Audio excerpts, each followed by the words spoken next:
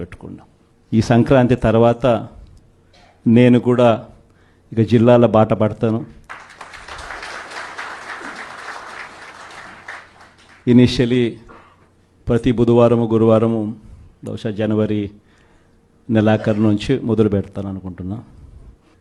ప్రతి వారం బుధవారం గురువారం నేను కూడా జిల్లాల్లోనే పడుకుంటా. ప్రతి పార్లమెంటు ఒక యూనిట్ కింద తీసుకొని నేనే అక్కడికి వచ్చి నేనే బస చేస్తా. బుధవారం అంతా కార్యకర్తలతో 3 కాన్స్టిట్యున్సీసు, గురువారం అంతా మరో 4 కాన్స్టిట్యున్సీసు కార్యకర్తలతోనే మమేకమయ్యే కార్యక్రమాలు, పూర్తిగా కార్యకర్తలకి కేటాయింపు చేసే కార్యక్రమాలు చేస్తాం.